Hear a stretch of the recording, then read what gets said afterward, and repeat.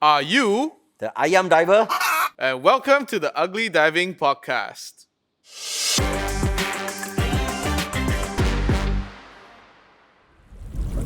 Hi everyone, welcome to the Ugly Diving Podcast. Today we're very honored because we have someone super amazing, no other than RobertMRT. Hi Robert, how are you today? Cool, man. Thank you very much for having me here and look forward to what I can do. All right. So with Robert, right, everyone's very curious. What does MRT stand for? Well, MRT started in 1 July 1996 when I was still in the military. And that's the time when I got myself as Major Robert Tan, so it's MRT. And since I retired in 1.5, it became Mr. Robert Tan. Oh, you got it? Right. So it's very convenient that it's MRT and it's also Mr. Tan, I guess. Yeah, Mr. Robert Tan, yeah.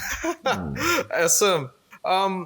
Actually, there's one thing I remember diving with you, and the reason why we got closer was because I lost the thing. You remember? Yes. The what was it? The diffuser.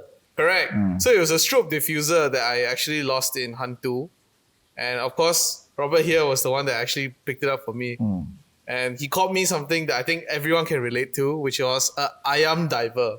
So, what is a Ayam Diver to you? And Okay. how do you come up with the term? I think firstly we go back to the picking up first. I'm for not extremist, but I'm for clearing up garbages from Hantu. So I become known as a HGC, Hantu Garbage Collector. So every weekend, but I think it's paid off. Over the years, the number of garbages I picked up actually reduces. So every time I pick up something, I will put on Facebook, put on social media. Of course, there are some people who make a lot of noise. I'll come to that later. And then the good thing is when you picked up something, you don't know who it belongs to. Correct. So the best way is to ask the vote, anybody belongs to this? If nobody, we put on Facebook and people can claim. I think by far I claimed easily like maybe 50, 60 items have been claimed off. So maybe I will touch on why Ayam first, right? When I joined the military way back in the early 80s, back then, the combat rations all come up with that brand called Ayam brand. It's actually a very long-time brand that started in Singapore way back after the Japanese occupation. It was a French company who has got the name, I can't even know how to pronounce, but when it came with the name of the French word for chicken, the Malay then don't know what to call it, so they call it Ayam brand. And to us in the military in the early 80s, unfortunately speaking, whatever that comes up from there is unbearable. So anything that's no good is called Ayam brand. But I must qualify. Today, Ayam brand is one of the leading brand that say whatever you have there is already in place. Whether you want your sardines, you want your tuna, they are all top grade, right? That's what Ayam brand. So from there, anything that somebody screwed up is called Ayam. Whether in flying, whether in diving, this and that. So I've toyed out with this. Then every time I pick up something from the sea, obviously somebody must Ayam and drop it, right? Like you drop something, right? Yes. It's Ayam, right? And there's always a lot of clip. When people clip on, don't put it properly and drop, and it become Ayam, and it just litter on my garden. So I had to pick it up as a Hantu garbage collector. And when that happened, well, I just post as Ayam. Actually, you were saying that you were picking up stuff around. So what was the most interesting thing that you picked up in the last, in your whole career? Let me see. Most important thing. There are a lot of things I picked up from the two masks together. Two masks together? Yeah. So I found out that I know who it belonged to, but name is on the mask. Shall I say it? So it was a rescue course. So the guy took out his mask and give to the instructor who's conducting it. The instructor somehow dropped both the masks and both the masks ended on the floor together.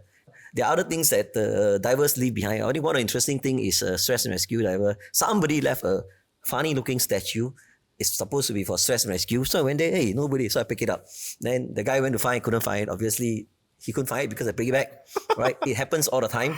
And when somebody want to find something, you can't find it. Then they will start coming out, wonder, did MRT find it? I said, yeah, I found it. So yeah, it's back there. I think the idea of finding, everybody will be able to find things. It's just that when you move and scan around, they are all there on the seabed, right? So anybody will find something and pick it up, from hairpins to bottle caps. There are a lot of bottle caps, and I'm trying to tell all the fishing guy, or the boaters, you know what I'm talking about. Like the beer bottle caps don't just boop and flip over. And the most common thing that is found, I must say, on the Hantu North Jetty is the cable tie. Oh. From the look of cable tie, it is very obvious that it is the filter, the boat filter, because it's double link cable tie to take the big filter, right? So it's very obvious, and so many of them. So every dive I started to pick up a few, and then until today they're still there. The long cable tie, two cable tie, two into one. So those are the some interesting thing find. I'm still waiting to find a Rolex watch. Well, it's not there. Dive computer we have found. Old watches we have found. Well, let's look for a Rolex watch.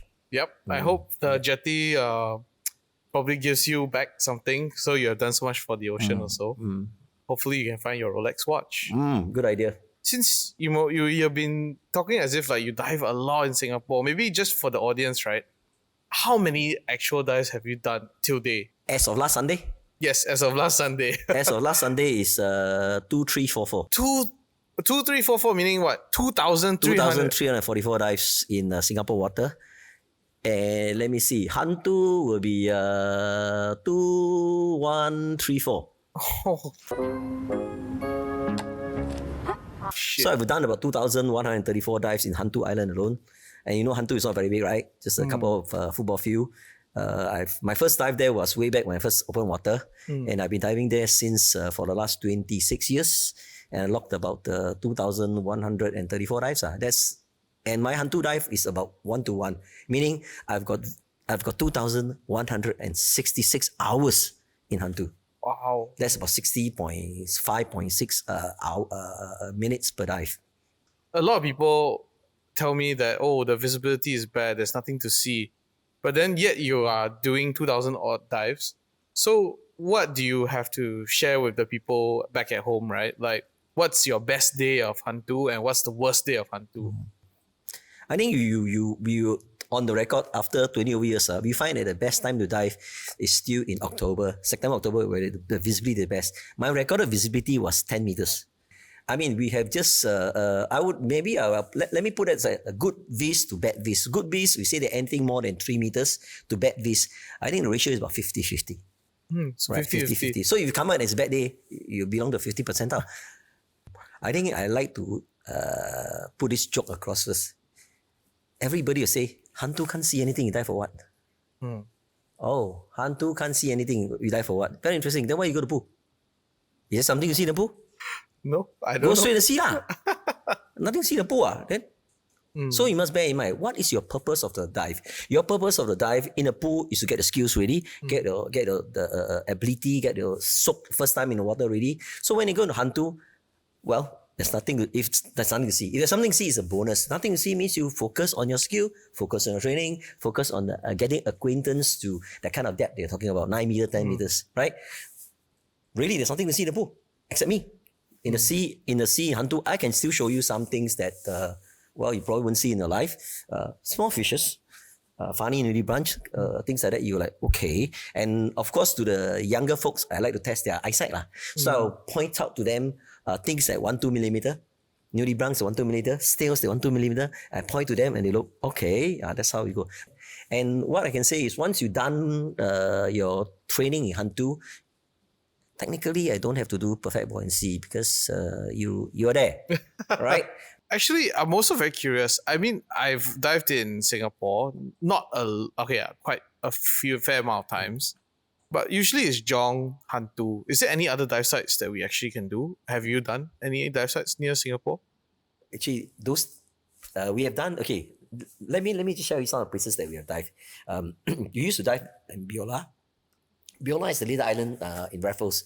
Of course, those days when it was not so stringent, we can dive there. Now today you can't go in there unless you have special clearance license. The last time I dove in Raffles was when I was doing the safety divers and the lightman for Channel News Asia, some program.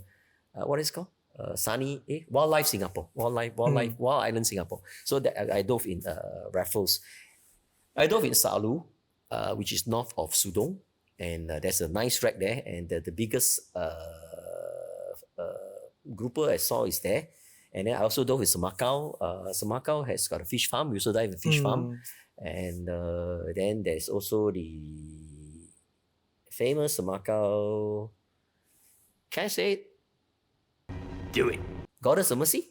Okay, somewhere there. Yeah. Oh, Well, okay. you can watch my video. I got video proof that it's there. So wait, the myth of the Kuan Yin Ma statue, you have a video of it. Yeah, it's in my YouTube. Yeah, so it's not a myth. It's there. We know exactly where to be. I know exactly how to find. Okay. And usually when we sometime when everything is right, we bring divers there, and I would normally be the one who drop down and go and locate it, and I pop SMB, and you can go and pay your respect there. It's perfectly in a perfect position. So I have my thoughts of how it end there. And it's there. So the other part that you can dive is there are a lot of reefs. There are a lot of reefs you can play with. Yeah. So these are the places you can actually dive in Singapore. Tell me about the fins that you have there. It looks very different from the usual fins that I see around. These fins. Well, these are called force fins, and It looks like some kind of I don't know, not snow. What is that? It's not snowboarding, but it's the ski. It looks like a mini ski thing. when I first got introduced to this way back in when I went to New Orleans, maybe about 15, 20 years ago, and it's interesting. So I got a pair. Actually, this pair was from there.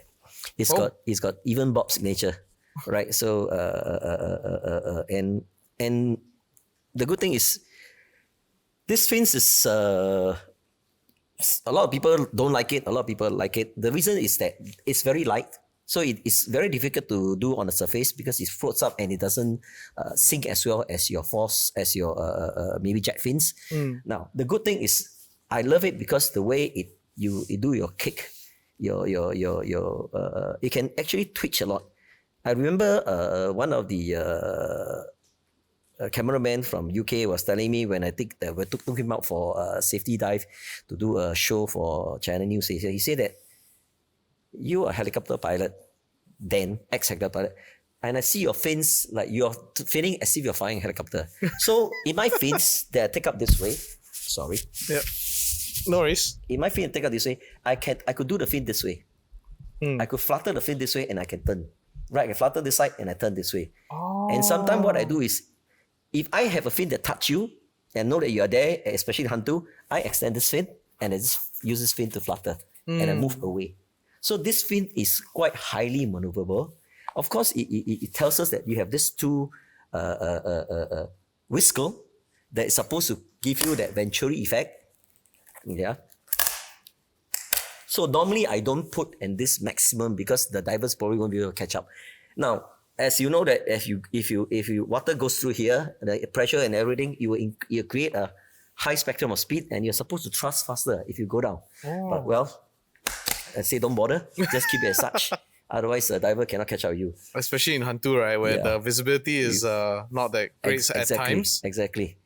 Well, this fin has followed me for a long time. I think a good 18, 20 years. And the good thing is, actually, I got it for free, so I'm not complaining. All right. Thanks, Robert, for sharing. Actually, we forgot to ask you what is the most important question, right? What got you started diving? That's interesting.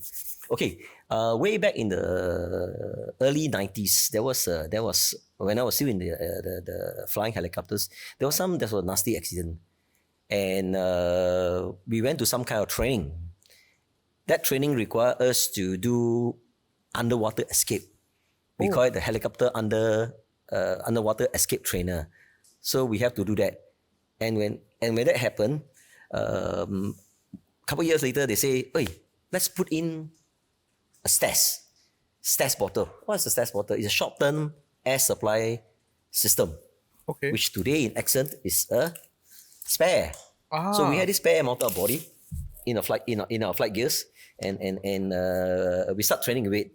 Unfortunately, when we first do it way back in 93, this thing, it doesn't breathe. It was so difficult for us to breathe that we were at NDU pool, and the NDU divers who gave us the tank and said, "Okay, let's try and breathe." And a lot of us freaked out.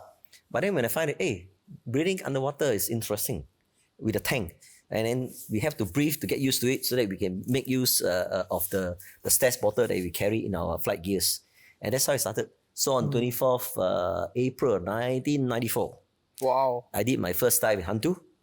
It's a 12.8 meters, 24 minutes dive. So when I was 6 days old, you started diving.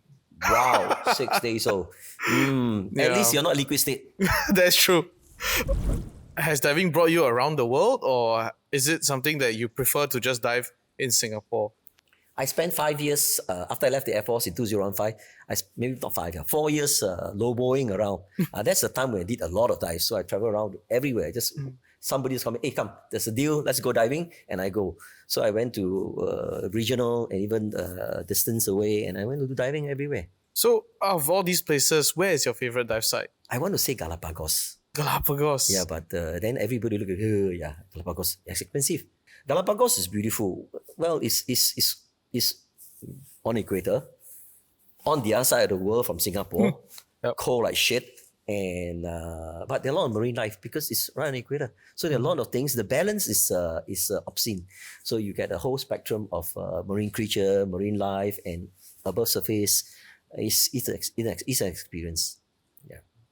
So Galapagos, correct me if I'm wrong, they are famous for the diving iguanas, right? So did you manage to see any, or? Well, I shot quite some video of iguanas. So they are marine iguanas, right? We have to wait for them. So you're just I remember on a dive, we just sit out there and wait, and then just wait. Then when the iguanas are going to water, we went down and we're seeing the whole chunk of them.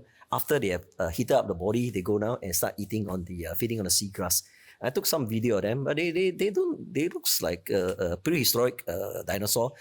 But I don't think they are so dangerous per se lah. But of course, you have to respect them by giving them space. You don't go and block them when they're coming out to breathe.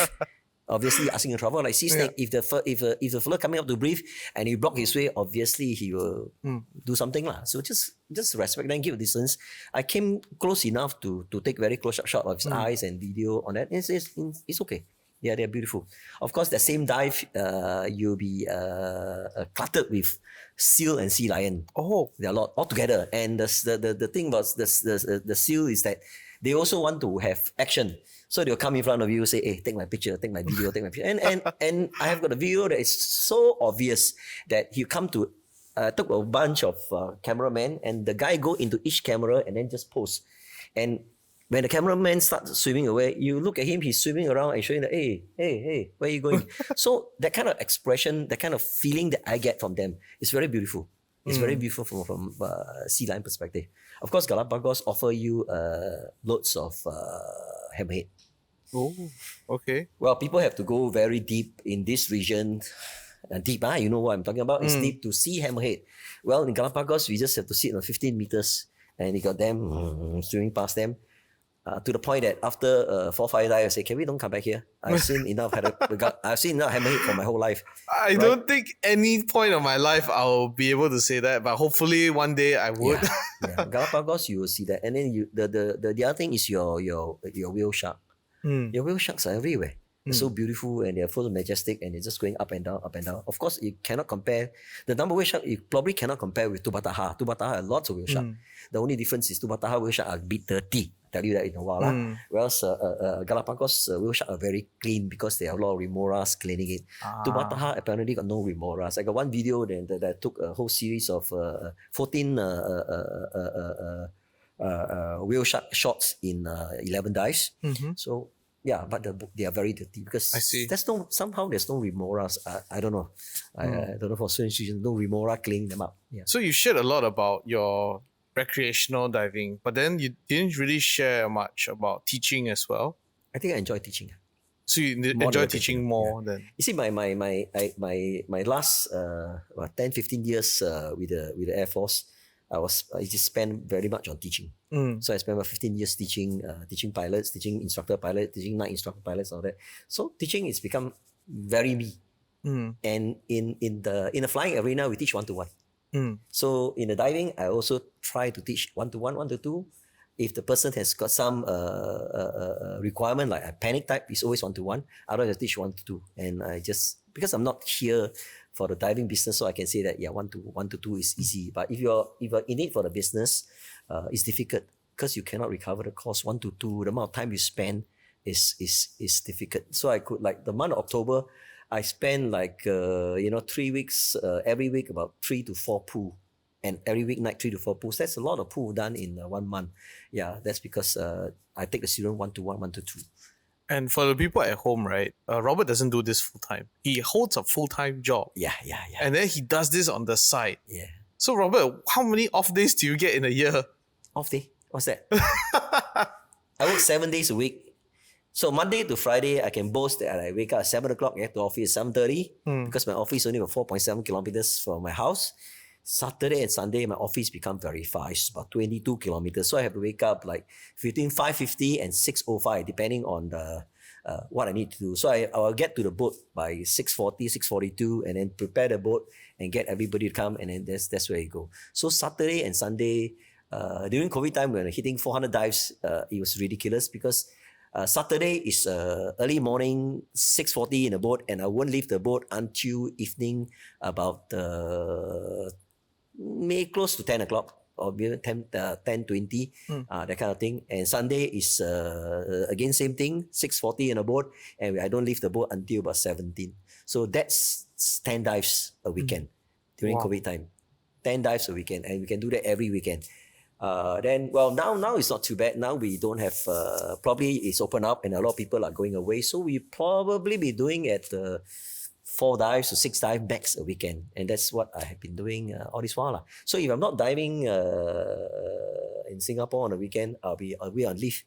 Of course, leave is a luxury thing. If you get more leave, you better. So I enjoyed myself 5 years of not working, retirement, and then that's it. That's where you dive like nobody business. Right now, I'm restricted to the number of leave, so I spend 20 whole days of leave, and then started building family, holiday, and diving trips. Yeah. I always see your Facebook, and I always see like you always have a lot of ladies as students. Really? Yes.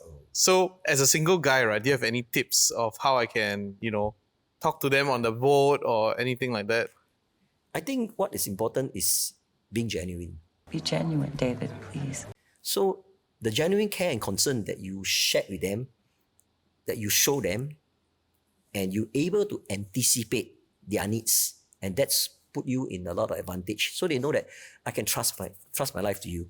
So that's very important. Pay attention to detail. And one of the things that I always tell the people, I tell my old friends and and I say, if you can't do something for life, don't do it. I like to cite an example. Like this guy said that, sir, every day 10:30 I got to call my girlfriend. So I cannot go out. I need to call my girlfriend 10:30. So I asked him this question: are you able to do that when he becomes your wife? If you can't, don't do it. Why? Because when you get married, you don't call her. She say you changed. In fact, you haven't changed. So you make a good attempt to do this kind of thing at this point. So right now, what I'm trying to tell you is that if you are teaching a female, pay attention.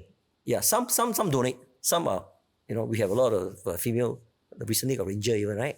So some are very tough. So leave it to them. So you pack at their rate. But a lot more will be very helpful and very appreciative at the correct point with the helping hand. So as a instructor, right, like you mentioned, I was wondering what is the craziest thing you've seen underwater, like in terms of students? Because I'm sure like in Hantu, especially when you go down for the first time, you cannot see anything, and it's probably your first time in the water. Wow, God, how they, is there any panic story or Panics are often. Panic are often. Okay, right now I'm doing some student, and I've done about 4 or 5 pools with them, 1-to-1. So some of them are still not ready to go to the pool. Go to the open water. There will be, right? So okay, my record for going down Hantu line is 45 minutes to descend 10 meters. Oh my God. You need to have the patience. I know that student, she has a lot of fear to overcome. A lot of internal fear to overcome. And then I took her down, and for 2 feet she descends, she got to the surface. 3 feet descends, up 1 feet. So that's why it took her 45 minutes. I said, okay, I have all the patience in the world, 46 minutes, and then that's descend to 10 meters. And by the time I reach 10 meters, she got no air time to come out. That's okay, but that is the experience. But that was the first dive in Singapore. By the time she did the open water 4th dive, She took only about 7 minutes to reach that 10 meters. That's a Yeah. massive improvement. So you have to let them be, but unfortunately, I can say this because, like I say, I'm not using this as a business, as a source of income. But if you are in a dive school, you can't do that. I just told this story last week to the new student.